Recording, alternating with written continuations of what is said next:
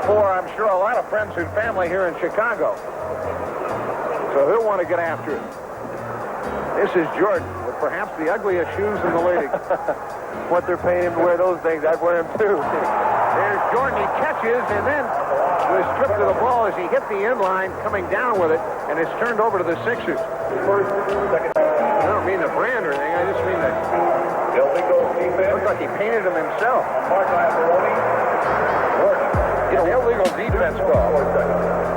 One thing that's impressive, we'll get a chance to see Michael Jordan's shoes there, is the fact that he hasn't forced anything early in the game. With all the hype, it's been 4 minutes we played here almost, and he hasn't taken a shot and really hasn't looked to force anything. Well, that shows, I think, Josh, maturity beyond a rookie. That's what I'm saying. He's played in a program that's taught that. Here he is from outside, and that won't go. Caromed off the rim, and Moses jerks the rebound away from Caldwell Jones. When thinking about some of the defining parts of the culture we live in today, one thing that my mind goes to is sneaker culture, and the consumer craze that has developed around what used to just be a basic cover for the foot. But to understand such a social phenomenon, it's necessary to understand its beginnings, when it all started in 1985 with the controversiality of Michael Jordan's newest sneaker. In the 1984 draft, the Chicago Bulls selected Michael Jordan out of the University of North Carolina, a pick that changed the legacy of their franchise forever. In his rookie season, he cut a deal with Nike, a global sportswear conglomerate, and prototyped his first signature sneaker, the Air Jordan 1. The original Air Jordan prototype, designed by Peter Moore, was predominantly black and red, while the Chicago Bulls uniform featured a mostly white color scheme. Per NBA rules and regulations, the players' sneakers had to match their uniforms, resulting in Michael Jordan's first signature sneaker to be banned from the league and a $5,000 fine for Jordan. On September 15th, Nike created a revolutionary new basketball shoe. On October 18th, the NBA threw them out of the game. Fortunately, the NBA can't stop you from wearing them. Air Jordans from Nike. The banning of the shoe actually made it more popular for consumers. As shown in multiple times throughout history, a counterculture can be a very powerful vehicle. This graph here shows the cost of the Air Jordans jumping $100 from 1985 to 86, which demonstrates how more people had begun to buy the shoe, and Nike, being the capitalist corporation it is, inflated the prices. In a short span of time, the Air Jordan 1 went from NBA taboo to social phenomenon.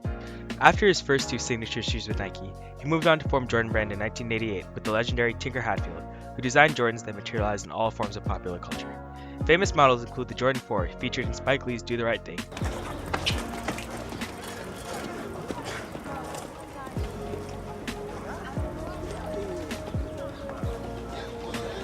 the Jordan 5, which Will Smith wore in The Fresh Prince of Bel-Air, the Jordan 7, which he played in the 1992 Olympics, the Jordan 11, featured in Space Jam. Hey guys, yes.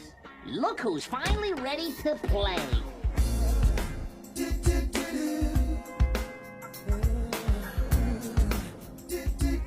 Let's see if I remember how to do this. And the Jordan 12, which he wore during his famous flu game. But at 5:10 Utah time, Michael got to the arena. A touch of the flu after sleeping all day. No doubt, though, the four-time Finals MVP would start. As the Jordan brand saturated American society and pop culture, it also played a pivotal role in American consumerism. Over the preceding decade, the demand for Jordan steadily increased as they started selling out on the day they were released. They became a symbol of status, and as LaMarcus Aldridge of the San Antonio Spurs said, "Growing up in my neighborhood, Jordans were kind of like the Holy Grail. I couldn't afford them, so actually being able to work and save up the money was huge."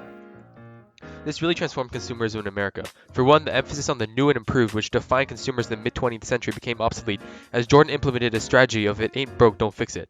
This has led to the release of hundreds of retro colorways of Jordan's most popular models. Jordan Brand's practice of annually releasing the latest numbered model into the marketplace has also been revolutionary, and has influenced other brands such as Apple with their iPhones. Finally, it introduced the idea of popular role models at the forefront of a product, as things turned away from uniform mass production and towards a more personalized product. Jordan signed on players such as Kobe Bryant, Ray Allen, and Chris Paul to develop player editions, giving the shoes a more personal, sentimental value. This new aspect of consumerism has even taken the next step, as shoe brands have recently collaborated with pop culture figures such as Travis Scott and Drake to further enhance sales. Jordan Brand has utilized these connections with worldwide superstars to help expand the once predominantly American trend. Jordan Brand has opened flagship stores in Hong Kong, Shanghai, Toronto, and Paris, increasing the American global sphere of influence. Not only does this strengthen American economic power, but it spread parts of American pop culture through the shoes as a vehicle for American cultural expansion. This has transformed the global economy, as the demand for Jordan overseas has skyrocketed while the price point remains high, leading to a multi-million-dollar counterfeit industry. Even in countries that cannot afford Air Jordans, the culture that has grown steadily is still present. The rise of sneaker culture with the Jordan brand helped start new trends and build upon old ones. Its effects were felt in consumerism and globalization, as the shoes became a symbol of American culture and influence.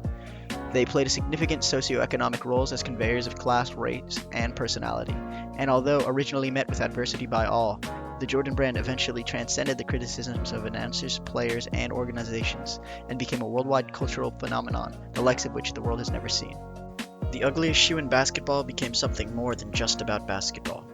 It became a symbol, a success story, and a new form of expression. 1985 was a turning point for an entire generation of people, marking a shift to the consumerist, capitalist reality of tomorrow. As Michael Jordan once said, "It's not about the shoes, it's what you do in them."